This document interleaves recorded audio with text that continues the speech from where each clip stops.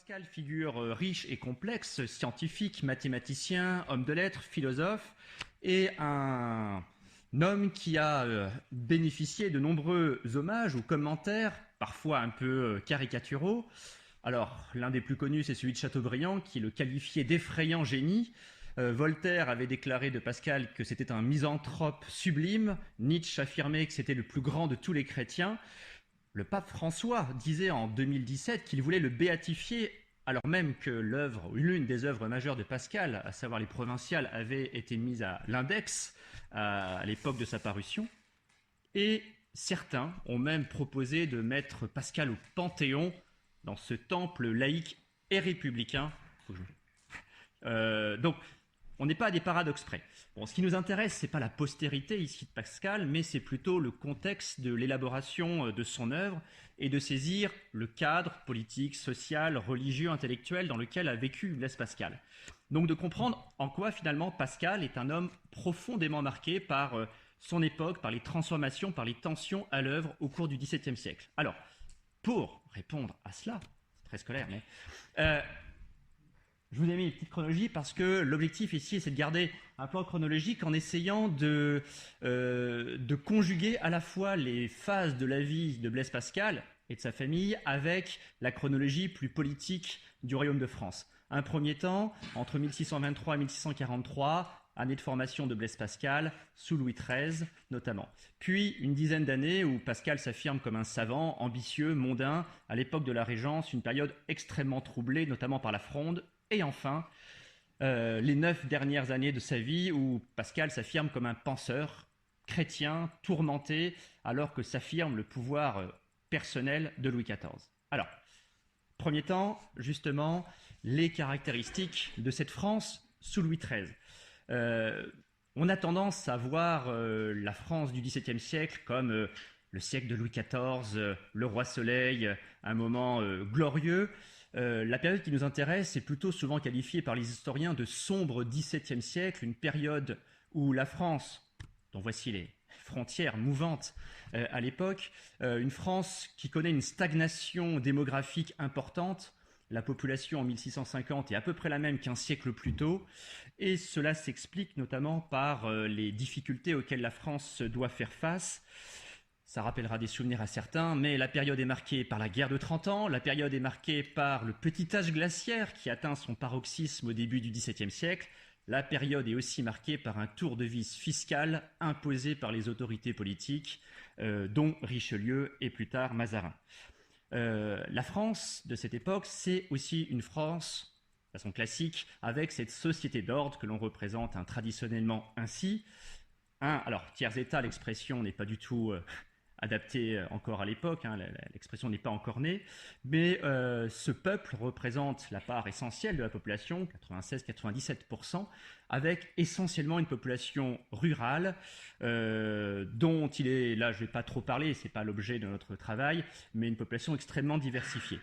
À côté, les citadins représentent 15%, avec là encore une très grande diversité des statuts de cette grande bourgeoisie que vous pouvez observer sur cette pyramide, notamment avec des officiers dont on pourra reparler, jusqu'à des domestiques, journaliers et même les mendiants qui font partie de cette population. Au-dessus, nous trouvons l'ordre de la noblesse, deuxième ordre du royaume de France, mais une noblesse également diverse, avec différentes conceptions de ce qu'est la noblesse à l'époque. Là encore, la noblesse peut être d'un côté une distinction personnelle, une lignée, une vertu, une sorte de création de la nature. Ce qui va s'affirmer de plus en plus au XVIIe siècle, c'est le fait que la noblesse est une création du prince, c'est un statut juridique garanti par le roi et par l'autorité royale. Et notamment, ce qui caractérise la fin du XVIe siècle et le XVIIe siècle, c'est l'apparition de ce qu'on appelle des offices anoblissants, c'est-à-dire des charges que les gens peuvent acquérir, acheter, afin de servir l'État, et qui vont leur conférer, alors de façon soit progressive, soit directe, une noblesse. C'est l'apparition de ce qu'on va appeler une noblesse de robe. L'expression apparaît pour la première fois en 1602 avec cette noblesse. Donc là, sur le petit schéma, on aperçoit la noblesse de robe dans un coin, une noblesse de robe qui peut rentrer en tension avec la noblesse plus ancienne, dite noblesse d'épée, au service du roi, notamment pour combattre. Et en fait, à la période qui nous intéresse, c'est le moment où en fait la noblesse de robe, on va dire, double la noblesse d'épée. Désormais, il y a sans doute plus de noblesse de robe que de noblesse d'épée. Et se met en place une forme d'osmose, c'est-à-dire que même s'il y a tension, même s'il y a mépris de la noblesse d'épée pour la noblesse de robe, en réalité, pour des questions aussi d'ordre financier, des mariages sont organisés. La fusion se fait aussi par la culture, puisque ces noblesses fréquentent les mêmes institutions, et notamment au XVIIe siècle se développent les collèges des jésuites, les collèges des oratoriens. Il y a celui de Vendôme, ancien lycée Ronsard, au centre de la ville. Donc, on a cette société avec des distinctions de richesse, d'où sur le schéma petite noblesse ou haute noblesse, et puis une distinction entre la noblesse de cour et la noblesse de province. Tout en haut, le clergé, 1% de la société. Là, je ne vais pas trop insister dessus, ce n'est pas là encore notre objet, mais avec des distinctions aussi importantes, un ordre privilégié, un ordre qui vit grâce notamment à la possession des terres. On estime que 10% des terres du royaume appartiennent au clergé, mais avec une distinction très nette entre le bas clergé et le haut clergé. Alors, la période est aussi une période marquée donc par l'affirmation du pouvoir royal. On parle souvent d'absolutisme lorsqu'on parle de l'Ancien Régime.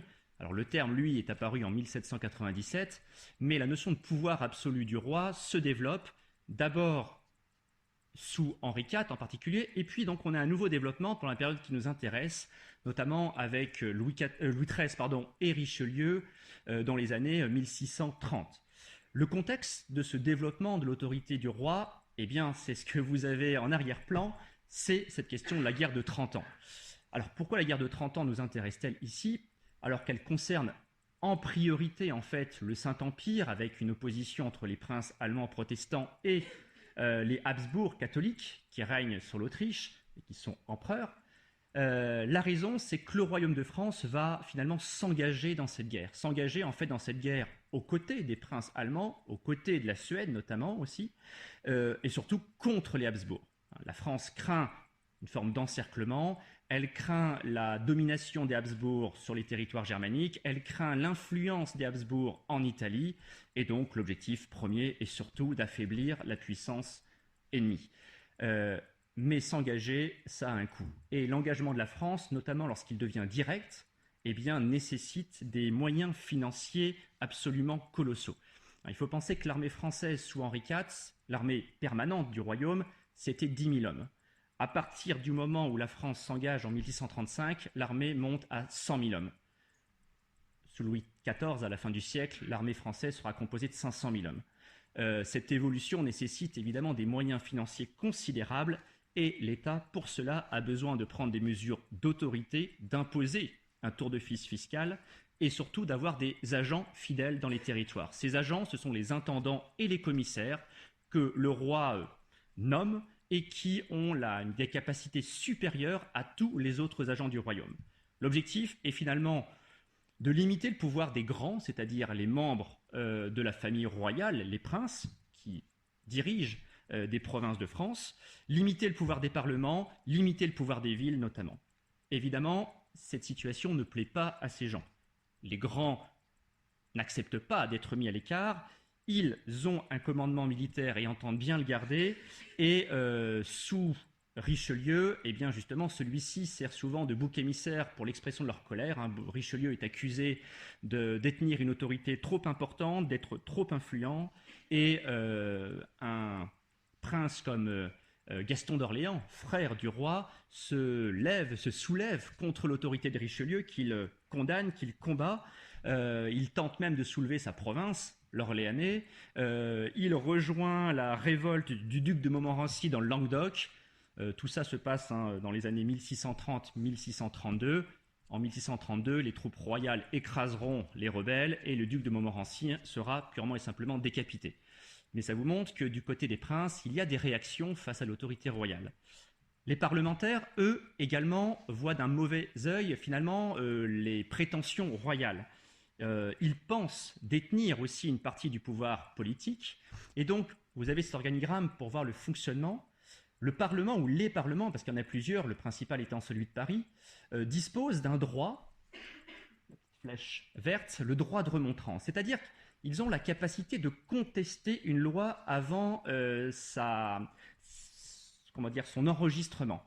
De plus en plus, les parlements ne se privent pas de contester la décision royale par des remontrances. En retour, le roi, lui, dispose d'un pouvoir supérieur, le lit de justice, une procédure solennelle où le roi se rend personnellement au Parlement, notamment de Paris, afin d'imposer son autorité et de faire en sorte que la loi soit enregistrée lorsqu'elle est contestée. Et donc on a un jeu comme ça qui se multiplie, mais en 1641, un édit royal entend limiter le droit de remontrance, notamment sur les questions financières et fiscales. Donc la tension grandit. Dans le même temps, les révoltes populaires se multiplient. Face au tour de vis fiscal, aux impôts qui augmentent, eh bien, des révoltes éclatent dans à peu près la plupart des provinces, jamais simultanées, jamais coalisées, et les troupes royales sont envoyées régulièrement pour mater les rebelles et imposer la décision royale. Alors, c'était une présentation. Désormais, l'objectif, c'est de comprendre finalement Pascal et la famille dans tout ça. Parce que finalement, ils vont être rapidement liés à ces événements et à ces questions politiques et à la question sociale.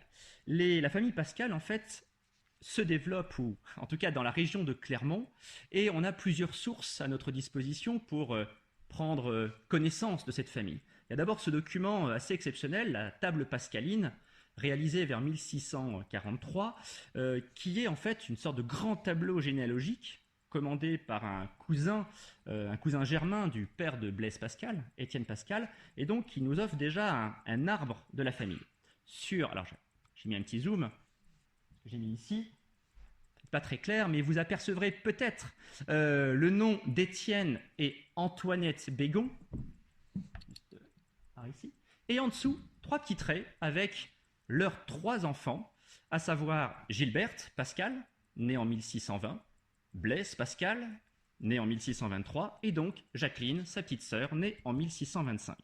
Alors avec ces documents et d'autres, je vais vous montrer ceci, ce sera peut-être un peu plus clair, on peut reconstituer un arbre généalogique avec les branches maternelles et paternelles de Blaise Pascal, et si je redécompose ici, branche maternelle, on se rend compte que la famille de Pascal, en fait, du côté maternel, est issue d'un milieu bourgeois, de marchands bourgeois de Clermont, qui ont pu acquérir ce qu'on appelle des lieux nobles, donc des gens, on va dire, relativement riches, sans doute influents dans l'univers clermontois. Du côté paternel, changement de décor, cette fois c'est de la noblesse qu'on pourrait qualifier la noblesse de robe, justement. Ces gens travaillent, ont acheté des offices, et notamment Étienne Pascal, qui est donc second président en la cour des aides de Montferrand, donc poste important au sein de l'Auvergne, et donc plus précisément à Clermont. Donc on voit la liaison entre finalement bourgeoisie, noblesse de robe à ce moment-là. Bon, on a d'autres documents qui nous permettent de voir un petit peu les origines, ou du moins de comprendre cette famille. Cette famille s'est dotée d'armoiries, vous les avez ici présentes, et ces armoiries, notamment, Pascal n'hésitera pas à les utiliser sur son invention, la pascaline.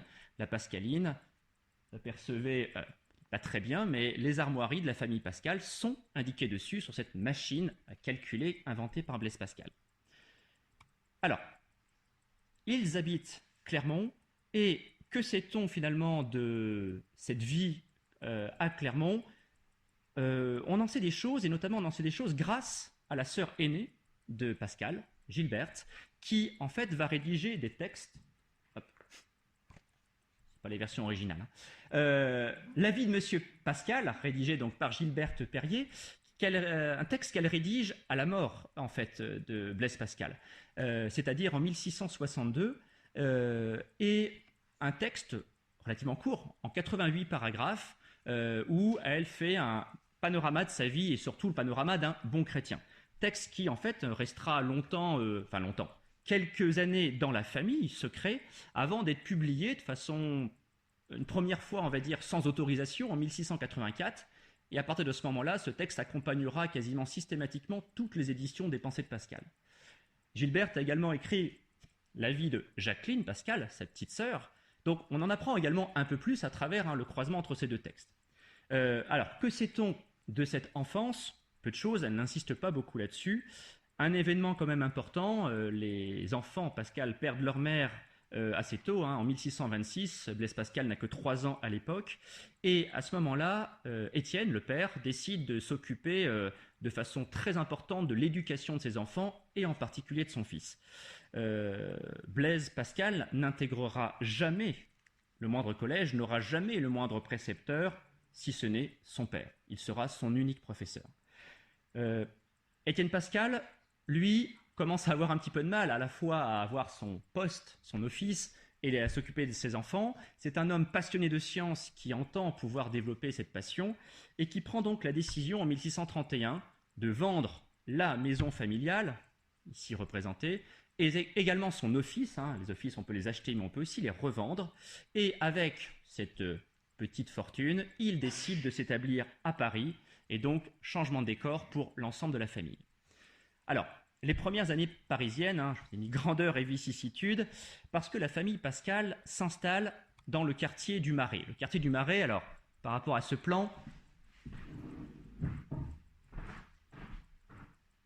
on est tout en haut, ici, autour de ce carré que vous apercevez en haut, qui est la place Royale, c'est-à-dire aujourd'hui la place des Vosges, une place inaugurée, enfin construite, il n'aura pas l'occasion de l'inaugurer, mais construite par Henri IV au début du XVIIe siècle.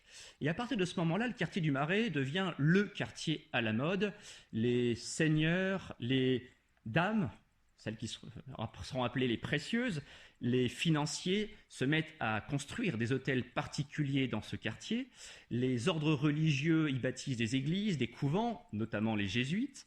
Ça devient un grand lieu de prédication et c'est un lieu d'ébullition intellectuelle puisque s'y tiennent des salons, notamment, très importants et fréquentés par la meilleure société parisienne. C'est donc dans ce quartier que les Pascal s'installent et c'est là que les jeunes Pascal vont bénéficier de l'éducation de leur père.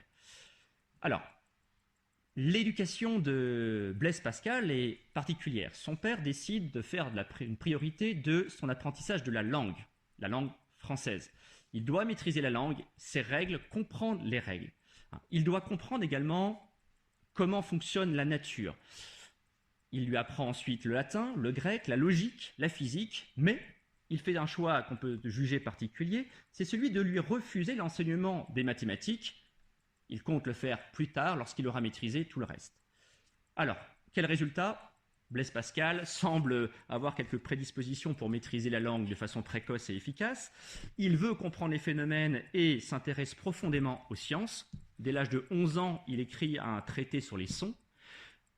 Et les mathématiques dans tout ça, eh bien, il travaille les mathématiques seul dans son coin en cachette de son propre père. Il fait des figures, il fait des calculs et se met à résoudre une à une les propositions d'Euclide, dont il n'a jamais entendu parler, puisque son père lui refuse l'accès aux livres mathématiques. Son père le surprend en 1635, découvre que son fils a résolu les 35 premières propositions d'Euclide, 32 premières propositions d'Euclide. Il prend conscience finalement du génie de son fils, quelque part, et à partir de ce moment-là, lui ouvre la bibliothèque et surtout lui ouvre l'accès aux différents salons, conférences qui ont lieu à Paris. Jacqueline, la petite sœur, elle, a une éducation beaucoup plus littéraire, se passionne pour la poésie, pour le théâtre, compose des vers dès l'âge de 8 ans et à 11 ans participe à la composition d'une comédie en 5 actes qu'elle jouera devant des gens de bonne compagnie. Alors, à ce moment-là, ils se mettent aussi à fréquenter la bonne société parisienne, c'est-à-dire alors leurs voisins. Leur voisin, c'est Madame Sanctot. Madame Sanctot a été la maîtresse du poète Vincent Voiture, qui était un protégé de Richelieu et qui était à la cour et un des membres de l'Académie. En 1636, notamment, Madame Sanctot garde pendant plusieurs mois Jacqueline pendant que son père est retourné en Auvergne. Leurs voisins, ce sont aussi, alors ici, notamment Monsieur de Moringis, marquis de Moringis et sa femme, qui n'ont pas d'enfants et se prennent aussi d'une affection très forte pour Jacqueline.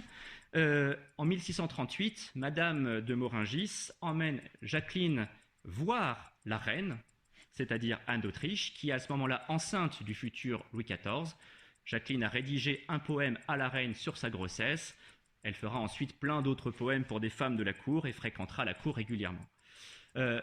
Dans les autres fréquentations, les Pascal fréquentent évidemment des mathématiciens et Marin Mersenne, un religieux, comme son habit le montre, mais aussi un physicien, mathématicien, philosophe, passionné d'astronomie qui crée une académie à Paris, l'Académie parisienne, un lieu d'échange, de rencontres, avec beaucoup de participants.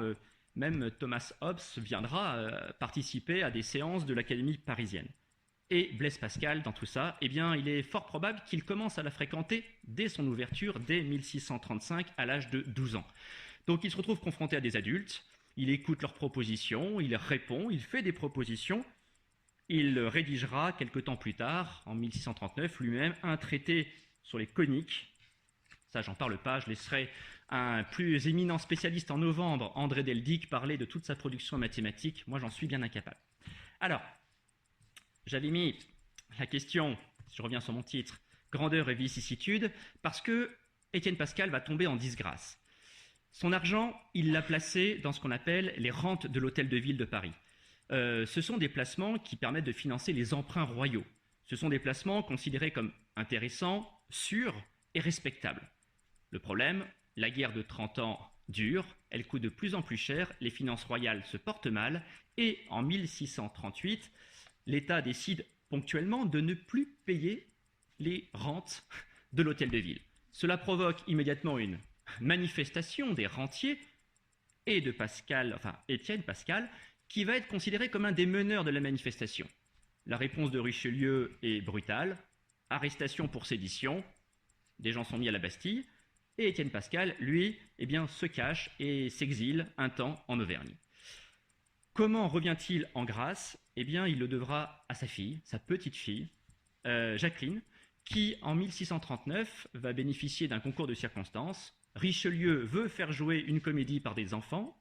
Il demande à sa nièce, la duchesse d'Aiguillon, de lui trouver du monde. Celle-ci contacte Madame Sanctot, la voisine. Madame Sanctot propose à Jacqueline.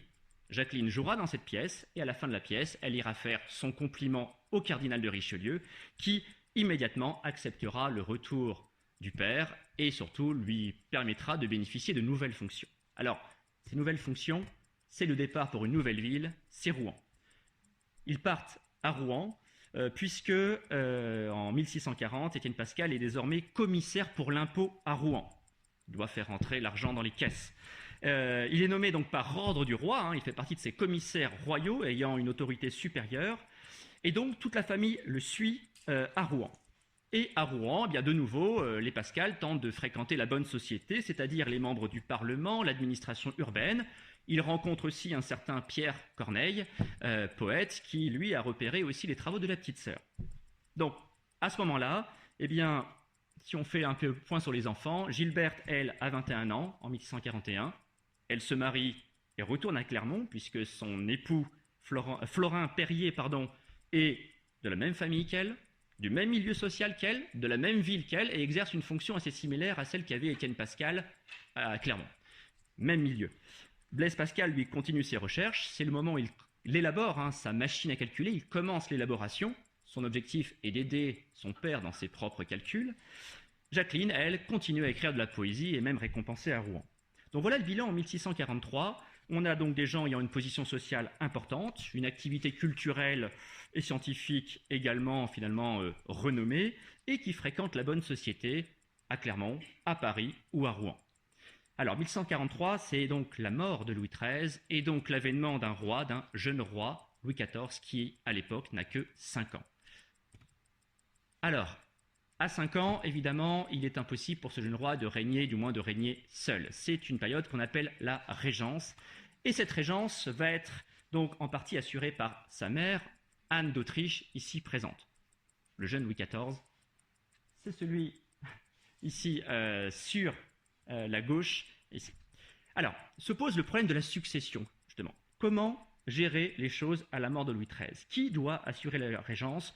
Louis XIII avait sa petite idée sur la chose, il avait prévu un conseil de régence. Un conseil avec la reine-mère, Anne d'Autriche, la présence des princes de sang, son frère Gaston d'Orléans, son cousin le prince de Condé, et la présence de ministres d'État, dont un certain Mazarin.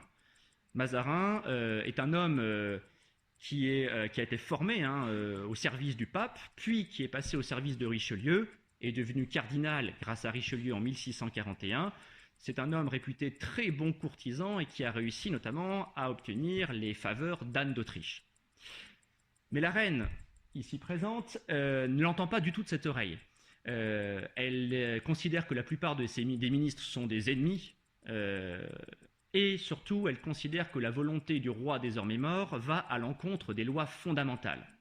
En fixant les règles, il prive le nouveau roi, finalement, d'agir à sa guise. Donc, elle utilise son pouvoir, en tout cas le pouvoir du roi, du jeune Louis XIV, un lit de justice pour faire casser le testament royal, ce qu'elle obtient. Et donc, à ce moment-là, c'est elle qui assurera seule la régence avec les pleins pouvoirs et choisit donc Mazarin comme celui qui aura la direction du conseil du roi et donc la direction des affaires. Ça, c'est le 18 mai 1643. Le lendemain a lieu une grande victoire pour la France, le 19 mai 1643, une victoire dans cette guerre de 30 ans, la victoire du duc d'Enghien, celui qui sera appelé le Grand Condé, qui bat l'infanterie espagnole à Rocroi, une infanterie qui était jugée imbattable à l'époque. Donc, si vous voulez, pour Anne d'Autriche, les choses commencent plutôt bien. Mais très vite, les tensions augmentent. Alors, voilà, en tout cas, la famille, en tout cas, un petit zoom sur la famille royale, Anne d'Autriche, Louis XIV, notamment le Grand Condé dont je viens de parler, le duc d'Enghien, celui qui gagne à Rocroi, et son frère, le prince de Conti. Les choses se passent assez mal parce que, même s'il y a eu cette victoire, la guerre coûte cher, toujours trop cher. Et le Parlement fait pression pour obtenir la paix. En 1644, vont commencer à s'ouvrir des négociations. Un congrès commence en Westphalie. Il y en a qui vont frémir en entendant parler de ça. Le problème, c'est que les négociations vont durer 4 ans. Donc la paix n'est pas pour tout de suite. Les émeutes antifiscales, elles, se poursuivent. La population excédée continue ses manifestations. Et Mazarin, dont j'ai parlé, va devenir l'homme qui va attirer tous les mécontentements. Qui est cet homme? À qui est-il fidèle? Quels sont ses liens avec la reine? Est-il italien? Est-il romain? Est-il français? C'est un homme aussi très riche, un bon courtisan qui cumule les fonctions. Je vous lis très rapidement. Il est cardinal, ministre d'État, chef du conseil, surintendant de la maison de la reine, surintendant de l'éducation du roi, bailli et maître des forêts, gouverneur de Fontainebleau, de La Rochelle, de Vincennes, duc et père de Nevers, abbé de plusieurs abbayes, proviseur de Sorbonne, cumul en l'occurrence. Et ça est très mal vu. Alors, il va notamment subir tout un flot d'injures et de calomnies lors de l'événement qui va nous intéresser, à savoir la Fronde, avec ce qu'on appellera les mazarinades, ces écrits, des pamphlets, des images qui dénoncent justement l'autorité de Mazarin. Parmi les pamphlets, un de Cyrano de Bergerac, le vrai. Cyrano de Bergerac, à l'époque, est un homme qui vient de la vallée de Chevreuse, et voilà, vous voyez, il n'aime pas beaucoup Mazarin. Esprit malin de notre France, obsédé ici soir et matin, pour finalement quoi? Pour prendre l'argent ici des Français. Donc, il est considéré comme un traître et c'est quelqu'un de cupide. Et évidemment, les attaques vont se multiplier à son égard avant même la Fronde. Évidemment, pendant la Fronde, les choses vont dégénérer. Alors, ce qu'on appelle la Fronde, c'est en fait 4 années de guerre civile qui frappent la France. 4 années entre 1648 et 1652, 4 années qui vont profondément marquer Pascal, qui assiste à tout ça, puisque Pascal donc habite le quartier du Marais. Le père de Pascal va être frappé par la suppression des commissaires qui va se décider à un moment ici. Pascal va voir les barricades se monter dans Paris à un moment, il désapprouvera considérablement la guerre civile et la famille va même être obligée de fuir à un moment à Clermont pour essayer de trouver un petit peu de calme en 1650. Louis XIV sera aussi un homme profondément marqué par ce moment. Alors, cette fronde, difficile de résumer les choses, mais généralement on la découpe en 3 temps. Un premier temps, c'est la fronde parlementaire. Le Parlement, on va dire, cherche à s'opposer à l'autorité royale Ça commence donc en 1648 avec notamment alors, un discours de l'avocat général du Parlement qui s'en prend à l'autorité de Mazarin en dénonçant finalement cette autorité absolue qui irait à l'encontre des règles du royaume. Très vite, en fait, en mai 1648, eh bien, les parlementaires s'allient à d'autres cours souveraines et font ce qu'on appelle un arrêt d'union. Ils décident ensemble de s'en prendre à Mazarin et de dénoncer tous les abus de l'État. La reine condamne tout ça, les magistrats sont arrêtés, les réunions sont interdites. Malgré ça, les réunions se poursuivent et ils adoptent même une déclaration en 27 articles. Alors, je ne vais pas vous passer les 27 articles, mais il y en a deux qui sont très intéressants. L'article 3, qui stipule le droit pour les cours souveraines de consentir à l'impôt. On voit bien que le roi, lui, veut imposer l'impôt. Là, elle décide que ce sera eux qui décideront. Et l'article 6, qui est une sorte, en avance, sorte d'essai français d'habeas corpus, c'est-à-dire le droit fondamental de ne pas être emprisonné sans jugement, ce qui va à l'encontre, évidemment, là encore, de l'autorité royale. La monarchie est aux abois à l'époque, elle finit par céder, à peu près sur tout, sauf sur l'article 6, il n'y aura pas cet habeas corpus. Par contre, très vite, Mazarin et la reine tentent de reprendre la main. En août, ils font arrêter certains magistrats meneurs. Conséquence, la rébellion gagne tout Paris. Ce sont 1200 barricades qui sont dressées dans la nuit. La foule fait pression pour la libération des magistrats. La reine, le lendemain, est obligée de céder. Donc, on voit vraiment une reine en position de faiblesse face à la pression du Parlement et face à la pression de la rue désormais. La tension continue. Un événement aurait pu apaiser les choses. Le 24 octobre 1648, la signature des traités de Westphalie qui mettent enfin fin à la guerre de 30 ans. Mais la reine en profite pour faire venir dans les environs de Paris les troupes du Grand Condé, les mercenaires allemands qui font partie de ces troupes, eh bien, qui ne sont d'ailleurs pas payés depuis un moment, commence le saccage de toute la grande banlieue parisienne. Donc les événements reprennent et les choses s'embrasent. En 1949, la reine est obligée en janvier de fuir précipitamment Paris pour Saint-Germain, car elle craint pour sa vie et celle de ses enfants. Ils vont dormir sur des lits de camp, dans la paille, dans un château qui n'est pas chauffé, ce qui marquera durablement le jeune Louis XIV. Le Parlement déclare alors que Mazarin est l'ennemi public de la France, et le Parlement veut désormais commander l'administration, l'armée et les finances. Les armées royales, elles, assiègent Paris pour littéralement asphyxier la capitale, enfin, capitale je mets des guillemets, puisque le roi n'y étant plus, n'est plus la capitale, mais le but étant d'affamer la capitale. Tout le monde finit épuisé par ces opérations. En mars, des négociations ont lieu. Les gens sont lassés. Des événements venus d'Angleterre jettent aussi un certain effroi. L'Angleterre est confrontée, elle aussi, à une situation de guerre civile. La monarchie est contestée. Le Parlement veut une monarchie parlementaire. Le roi Charles Ier en Angleterre a été condamné pour haute trahison et a été exécuté. Cette nouvelle qui arrive en France, évidemment, jette un froid immense. Tout le monde finalement achète la paix, le roi revient triomphalement à Paris. Bon. Fin de l'histoire, pas tout à fait, notamment à cause de cet homme, le Grand Condé. Le Grand Condé, finalement, lui est un général brillant qui a obtenu des victoires importantes. Il joue un rôle de plus en plus prépondérant au Conseil et c'est quelqu'un qui multiplie les exigences politiques.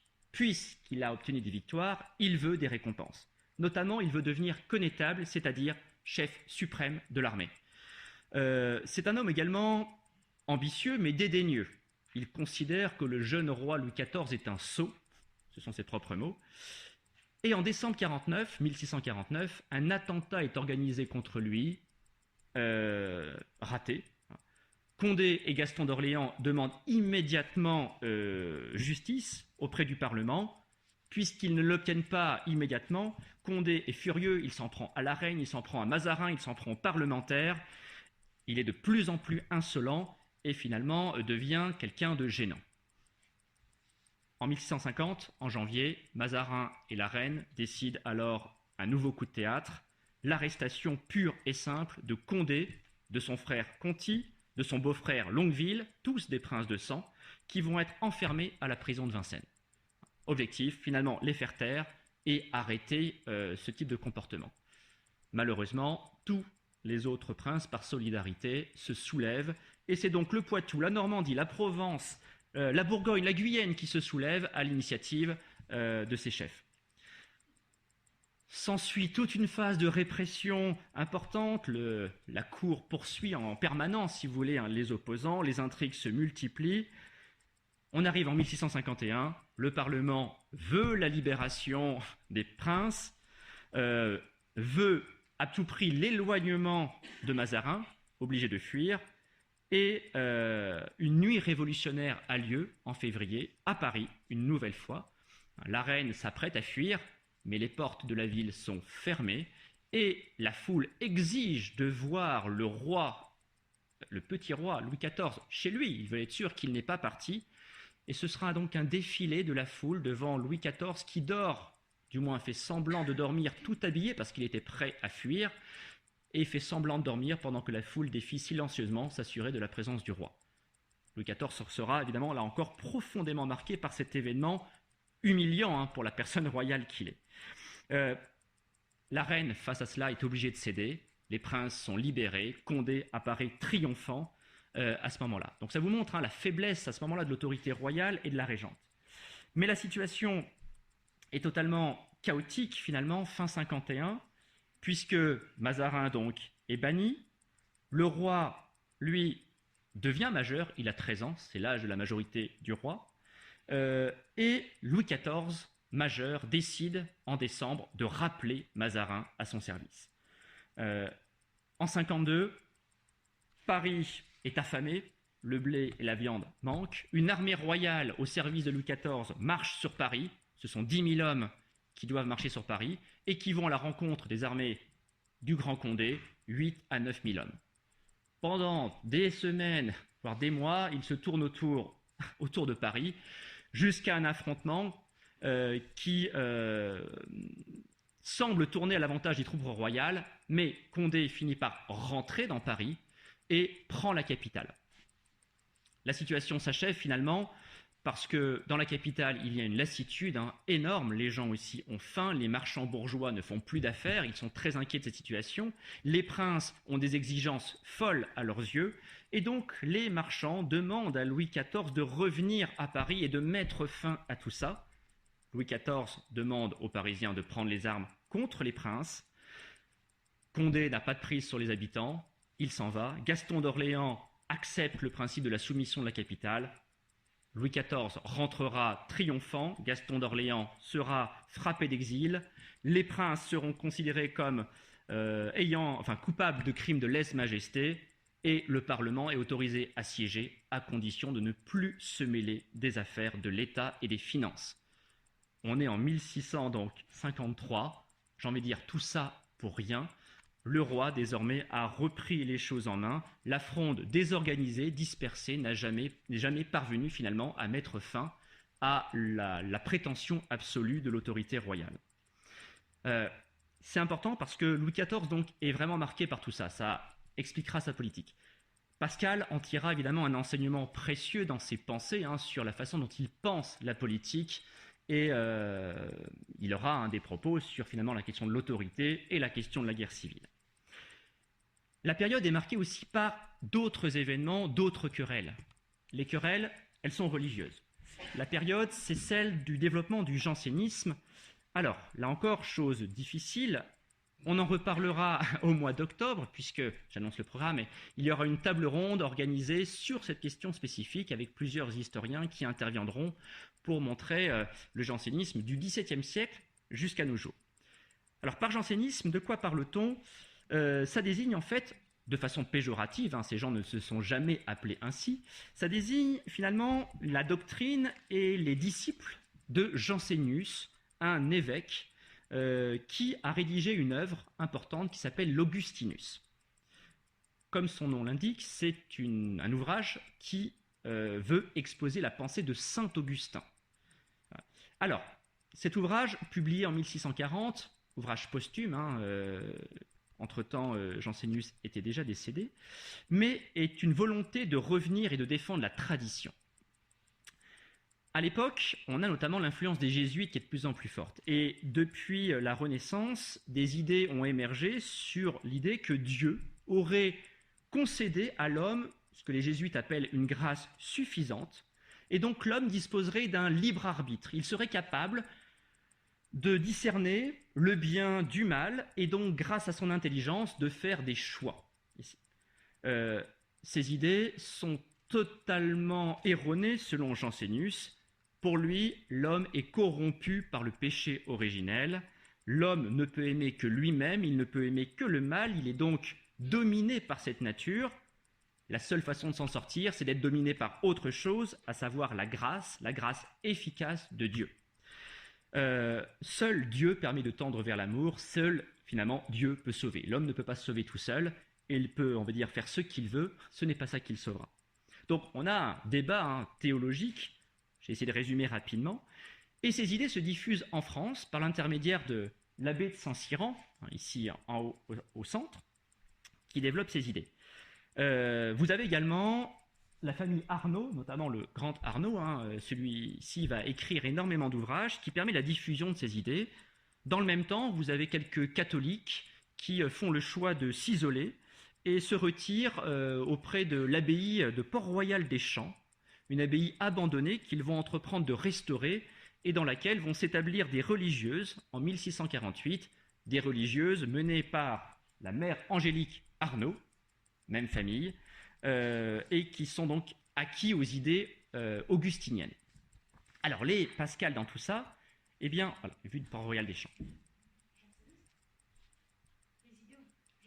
Alors, jansénistes, mais comme eux ne se revendiquent pas jansénistes, ils sont augustiniens. Bon, on dira janséniste, c'est plus simple pour tout le monde, je pense. Alors, la rencontre des Pascal avec le jansénisme, elle se fait en 1646. En janvier 46, ils sont à Rouen, il fait froid, et Étienne Pascal chute sur la glace, il se démet la cuisse, et va être soigné par deux gentilshommes chirurgiens, les frères Deschamps, qui vont rester près de 3 mois auprès de la famille. Ces gens se sont convertis eux-mêmes à la spiritualité janséniste, et vont donc convertir la famille. Il y a donc une forme de première conversion de Blaise Pascal qui s'accompagne, si on en croit sa grande sœur, d'une forme d'exaltation mystique de la part de Pascal. Celle qui apparaît le plus marquée par ça, c'est sa sœur, la petite, Jacqueline. Jacqueline, quand ils sont de retour à Paris en 1647, avec son frère, ils vont voir Antoine Singlin. C'est le fondateur des petites écoles de Port-Royal. L'année suivante, en 1648, Jacqueline décide de renoncer au monde. Elle veut devenir religieuse à Port-Royal. Elle va rencontrer notamment la mère Angélique. Son père refusera cela. Il veut la garder auprès de lui. Mais Jacqueline, en fait, finalement, vit une vie de religieuse chez elle. Elle vit recluse dans son cabinet. Elle abandonne totalement la poésie. Elle s'investit dans des œuvres de charité. Elle refuse tout chauffage. Elle réduit ses portions de nourriture.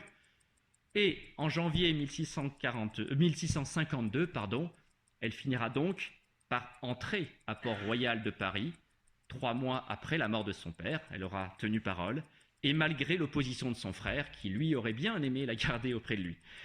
Elles deviendront donc sœur Sainte Euphémie en 1653. Alors Blaise Pascal, lui, eh bien, malgré cette première conversion, suit une voie un peu différente. D'abord, il continue ses travaux scientifiques. Son travail, notamment, est un travail sur le vide. Là, c'est pareil, je ne vais pas trop m'étendre, ce n'est une fois encore pas ma spécialité. Et on aura en septembre une conférence de Jan Wels de l'Université d'Orléans qui parlera spécifiquement de Pascal et les sciences et sera bien plus à même que moi de vous parler de tout ça. Bon, si je fais très rapidement un point, il y a une expérience qui a été réalisée par un Italien, Evangelista Torricelli, qui a une expérience justement sur la question de l'existence du vide. Au XVIIe siècle, au début du XVIIe siècle, les savants pensent que le vide n'existe pas. Donc, il y a un débat naissant. Pascal apprend assez rapidement l'existence de cette expérience et à Rouen, il veut la reproduire. Bon, il a besoin de mercure, il a surtout besoin aussi de tubes en verre. Il se rapproche des maîtres verriers de Rouen qui lui fabriquent des tubes en verre résistants afin de reproduire cette expérience. On remplit le tube de mercure, on le bouche, on le retourne dans une forme, dans une vasque, hein, ici, et on observe, le liquide descend, mais pas complètement, et vous voyez qu'au-dessus, il reste un espace, alors vide, point d'interrogation, hein, à ce moment-là, Pascal en est encore aux interrogations sur la nature de cette zone, hein, ici. Dès l'année suivante, en 1647, il veut recommencer, mais cette fois se dit, je vais recommencer avec d'autres liquides. Il veut le faire avec de l'eau, il veut le faire avec du vin. Il fait, et comme il aime bien mettre les choses en scène, il fait réaliser par les maîtres verriers de Rouen des tubes de 46 pieds de haut. Ce sont des tubes de verre de 15 mètres de haut, qu'il remplit de liquide. Normal. On retourne, ça descend à peu près à un niveau environ 10 mètres, hein, par rapport à l'eau des cuves. Voilà, de nouveau, vide, ici. Donc, Pascal devient convaincu de l'existence du vide, mais sa théorie s'oppose à d'autres penseurs de son époque, et notamment, il va rentrer en confrontation avec René Descartes. Hein, les deux hommes se rencontrent en 1647 à Paris. Cette rencontre n'aboutira, on va dire, à pas grand-chose, puisque Descartes reste convaincu que le vide n'existe pas, Pascal est convaincu que le vide existe. L'année suivante, en 1648, en pleine fronde parlementaire, Pascal demande à son beau-frère, installé à Clermont, de réaliser une expérience pour lui, de reproduire la même chose, mais sur le Puy-de-Dôme, à 2 hauteurs différentes, à 1000 mètres de différence. L'objectif étant de composer ces hypothèses sur la variation de la pression atmosphérique en fonction de l'altitude, hein, ce que cette expérience permettra de prouver. Donc voilà, on a un savant qui réalise des expériences ou qui en fait réaliser, qui adore les mettre en scène également et ce qui lui assure une certaine publicité. Il fait aussi des travaux mathématiques. Alors c'est pareil, hein, je compte sur André Deldic qui fera une conférence en novembre de cette année sur les mathématiques pour vulgariser tout ça. Mais très rapidement, Pascal écrit un traité sur la génération des sections coniques en 48. En 49, il continue à développer sa machine arithmétique. Hein, à l'époque, il bénéficie d'un privilège pour le faire. En 1654, il informe l'Académie parisienne qu'il fréquente toujours d'une nouvelle science sur la géométrie du hasard, c'est-à-dire c'est finalement l'ancêtre du calcul des probabilités, donc une activité savante multiple. Et puis, une vie mondaine extrêmement importante. Il ne se coupe absolument pas du monde comme sa sœur, au contraire, il fréquente des salons, et particulièrement justement après la mort de son père et après le départ de sa sœur. Pascal est à ce moment-là un homme assez riche. Il a hérité de son père, il a pris possession de l'héritage de sa sœur, puisqu'elle est rentrée au couvent. Il a un train de vie plutôt luxueux, apparemment une maison bien meublée, de nombreux domestiques. Il roule en carrosse tiré par 4 ou 6 chevaux. Et il semble se plaire à l'époque à la conversation polie. Alors, il fréquente différentes personnes, notamment le duc de Rouennais, duc et pair de France, passionné de science. Leur relation est vraiment très proche, hein, puisque apparemment Pascal dispose même d'une chambre personnelle à l'hôtel du duc de Rouennais, dans le quartier du Marais. Et ensemble, ils fréquentent la bonne société mondaine parisienne. Ils fréquentent également tout un tas d'hommes de salon libertins, comme le chevalier de Méré, comme Damien Miton, comme Jacques Vallée des Barreaux, qui lui est un maître d'écriture à la réputation assez sulfureuse. Donc, vous voyez qu'il fréquente aussi des gens absolument pas austères, qui l'initient à la fois au jeu aussi, hein, au jeu de hasard, ce qui explique les travaux que mènera Pascal, hein, les jeux de cartes en particulier. Et donc, il fréquente aussi des salonnières, hein, ces femmes qui tiennent salon, en particulier la duchesse d'Aiguillon, la nièce du cardinal de Richelieu, qui tient donc un salon dans le quartier du Marais, et la marquise de Sablé, qui tient un salon Place Royale, toujours dans le quartier du Marais, un salon qui a été fréquenté notamment par La Rochefoucauld. Il fréquente également Madeleine de Scudéry, on le voit à la cour, bref, c'est véritablement un mondain, quelqu'un qui apparaît à l'époque comme un homme plutôt prétentieux, ambitieux, donc se déplaçant en carrosse et aimant beaucoup finalement mettre en scène son travail, ses découvertes et se faire de la publicité. Une image qui va changer véritablement du tout au tout. Nouvelle période et un changement radical s'opère. Alors, un changement politique avec l'affirmation de Louis XIV et un changement personnel pour Pascal. Alors, revenons sur la question religieuse parce qu'elle va être déterminante dans la dernière partie de sa vie. Sur le plan religieux, Pascal, en fait, est rapidement lassé de sa vie mondaine qu'il considère comme fausse et superficielle. En 1654 intervient en fait sa deuxième conversion, pourrait-on dire. Il confie son dégoût des gens à sa sœur aînée, Gilberte. Il déménage, il quitte le quartier du Marais pour s'installer dans un quartier beaucoup plus calme et surtout situé à proximité de Port-Royal de Paris. En novembre 1654 a lieu ce qui est traditionnellement appelé sa nuit de feu. Il vit une véritable expérience mystique, une extase religieuse, où il a le sentiment à ce moment-là de rencontrer Dieu, et le lendemain, il rédige ce texte, appelé le Mémorial, où il raconte finalement le récit. Alors, vous avez ici un texte peut-être un peu plus lisible de ce qu'il a écrit. Vous voyez la répétition, hein, Jésus-Christ, Jésus-Christ, joie, joie, pleurs de joie. Hein. C'est l'expérience qu'il a vécue la veille. Ce texte, il ne s'en séparera jamais puisqu'il va le coudre dans la doublure de son vêtement et il le portera contre son cœur jusqu'à la fin de sa vie. Il ne sera trouvé finalement qu'à sa mort. Alors, dès lors, il change radicalement de vie. Terminer la vie mondaine et il se consacrera de plus en plus aux questions religieuses. En janvier 1655, il fait une première retraite à Port-Royal des Champs. L'année suivante, il y retourne une nouvelle fois et rencontre notamment le grand Arnaud dont j'ai parlé avant. En mars 1656 a lieu un miracle, le miracle de Marguerite Perrier. Alors c'est sa nièce, il en est le parrain. Elle est pensionnaire à Port-Royal, elle aussi, et elle était atteinte en fait de ce qu'on appelle une fistule lacrymale, donc au niveau de l'œil, ici considérée comme incurable. Miracle, on lui applique une épine censée appartenir à la couronne d'épines du Christ, et la voici guérie de tous ses maux. Blaise Pascal, il verra une confirmation finalement à la fois de la bénédiction qui entoure sa famille et de la nécessité de se tourner toujours plus vers Dieu. Ici. Et donc désormais, il s'impose une austérité de plus en plus grande.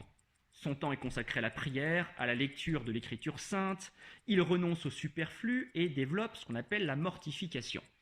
Fini les tapisseries dans la chambre, fini les plaisirs de la nourriture, fini l'expression des sentiments. Ici, même il ne doit rien montrer, rien exprimer, même à ses proches, et il se met même à porter régulièrement une ceinture de fer avec des pointes afin de s'imposer cette rigueur. Les seules entorses, on va dire, à cette rupture totale, il continue à rencontrer chez lui quelques personnes proches, dont le duc de Rouennais, et il réalise un dernier ouvrage scientifique. Ce sera en 1658, ce sera son traité de la roulette, alors dans des conditions un peu particulières, puisqu'il commence en fait par envoyer une lettre sous un pseudonyme, Amos de Tonville, avec un concours et un prix pour celui qui parviendra à résoudre le problème qu'il lance. Personne n'y parviendra, et en février 1659, il publie son ouvrage apportant toutes les réponses aux problèmes posés. Alors, ce qui est intéressant quand même dans ce choix de publication, c'est le choix du pseudonyme, parce que il va utiliser, alors, il avait prévu d'utiliser 3 fois un pseudonyme, une anagramme, c'est-à-dire composé des mêmes lettres, alors en considérant le U et le V comme la même lettre, liée à racine latine ici. Et donc, Amos de Tonville, dont je viens de parler, il l'utilise pour son traité de la roulette. Amos étant le nom d'un prophète, donc ça veut dire qu'il se considère aussi comme le prophète des mathématiques de demain. Alors, homme ambitieux, disais-je, on va y revenir. Louis de Montalt, c'est le surnom qu'il prendra pour l'écriture des provinciales. Et Salomon de Tulti, nom qu'il avait prévu d'utiliser pour la publication des pensées. Un fragment permet de le savoir. Bon, Salomon désignant la sagesse, Tulti étant une référence à la folie en latin, et donc, quelque part, tout ça désignant la folie de la sagesse. La folie de la sagesse, pour lui, c'est la religion. Alors, pourquoi ces surnoms ? Il était assez classique à l'époque de distinguer l'identité de l'homme et de l'auteur, mais aussi mettre son nom, pour Pascal, c'est une marque de vanité, d'orgueil. On voit qu'il s'est parfois sans doute laissé aller à cette vanité, à cet orgueil. Utiliser donc un pseudonyme, c'est finalement se cacher derrière ça et donc éviter cette marque de vanité et d'orgueil, puisque tout ça est très mal vu par les jansénistes. Et d'ailleurs, Pascal sera extrêmement sévère avec toutes les marques de vanité dans ses pensées. Alors, cet homme prend la défense de Port-Royal très vite, parce que les jansénistes vont être vite condamnés par l'autorité royale, qui considère les jansénistes comme des opposants politiques, condamnés par le pape et par les jésuites.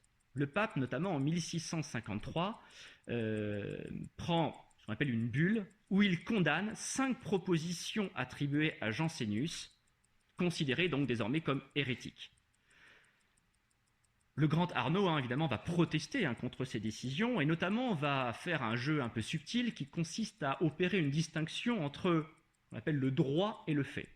Le grand Arnaud dit « En droit, la condamnation du pape est orthodoxe, normale, puisque les propositions dont il parle sont largement condamnables. Mais en fait, les propositions ne sont pas dans l'Augustinus, ne sont pas chez Jansénius. Donc, pas de problème. » En gros, il opère cette distinction un peu subtile pour continuer à ce que les jansénistes puissent exister et développer leurs idées. Problème, Arnaud est condamné en Sorbonne sur la volonté de Mazarin et il est obligé de se retirer et de se cacher. Mais il a rencontré quelques semaines plus tôt Blaise Pascal, qui va se mettre donc à rédiger les Provinciales.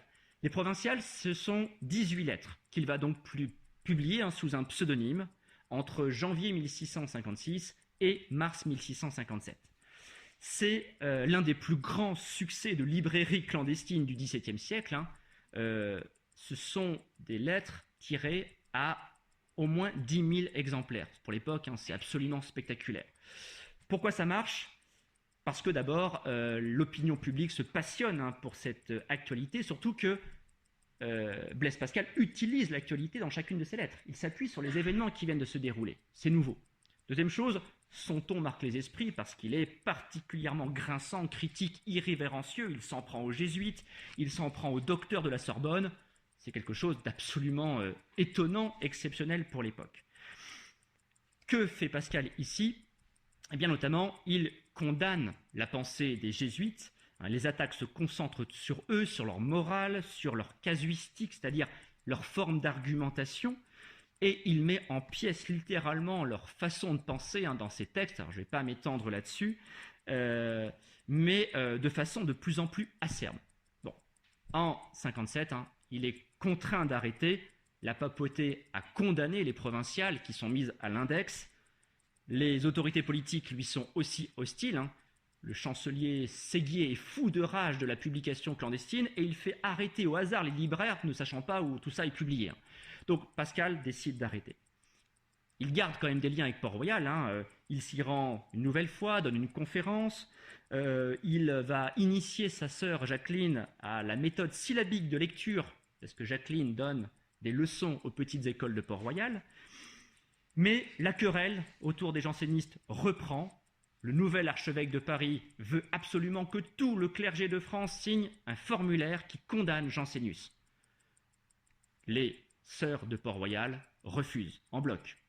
Elles sont immédiatement sanctionnées, les petites écoles sont éparpillées, les novices sont interdites d'entrer. Jacqueline sera extrêmement affectée par tout ça et décède en octobre 1661.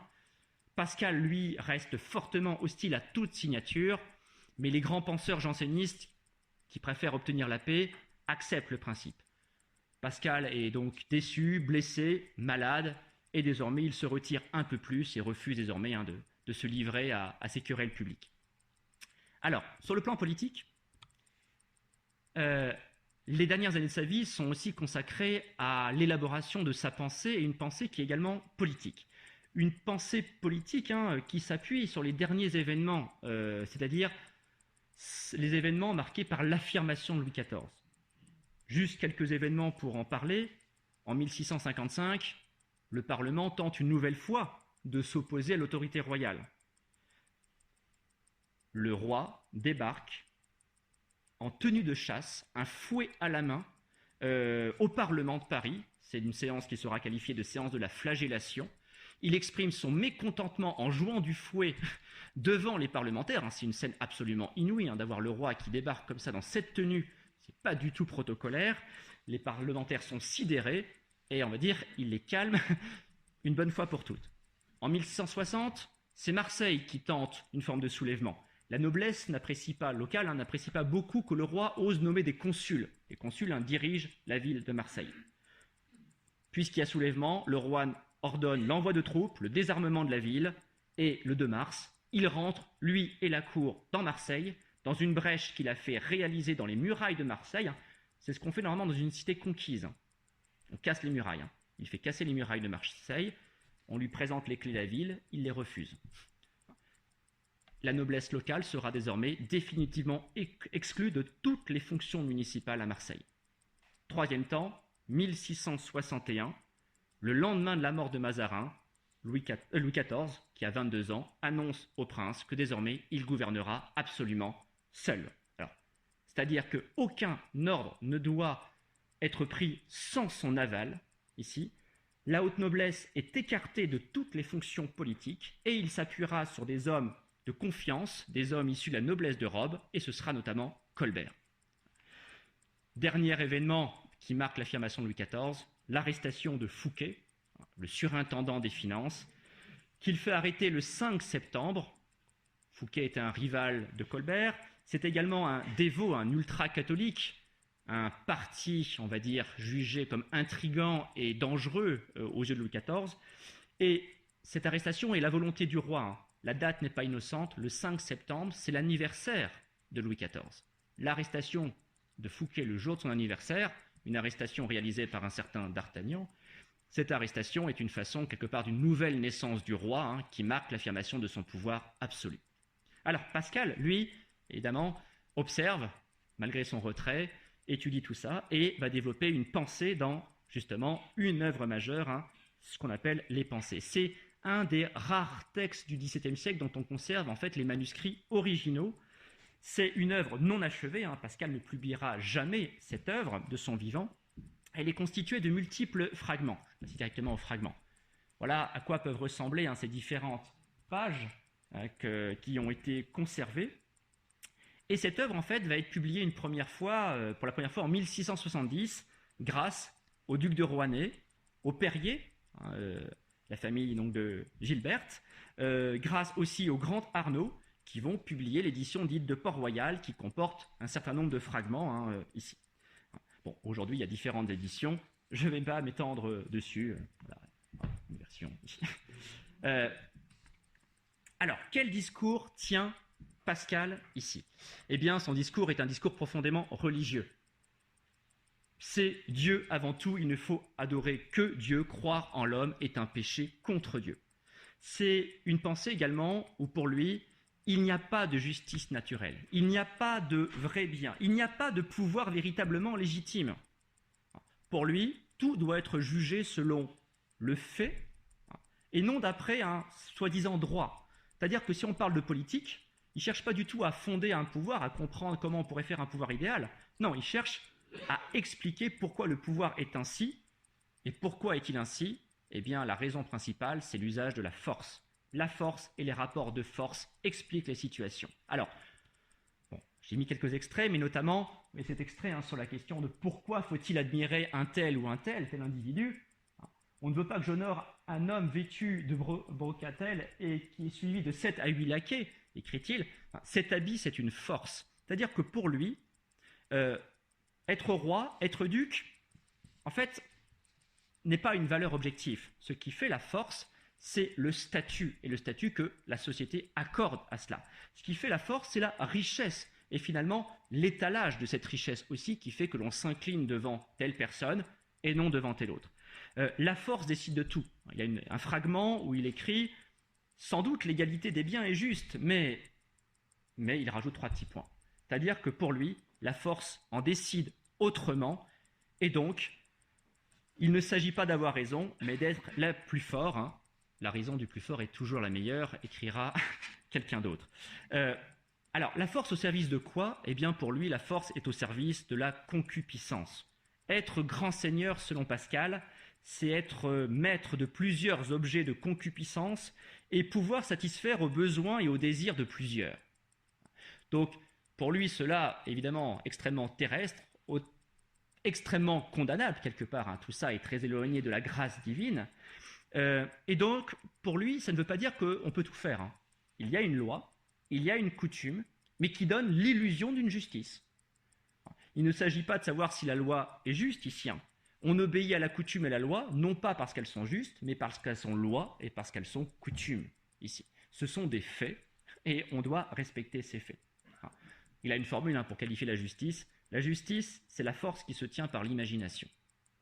Donc, finalement, tout ça, si on réfléchit, l'ordre politique et juridique, c'est une forme de règlement admirable, écrit-il, mais ce n'est qu'un tableau, une fausse image.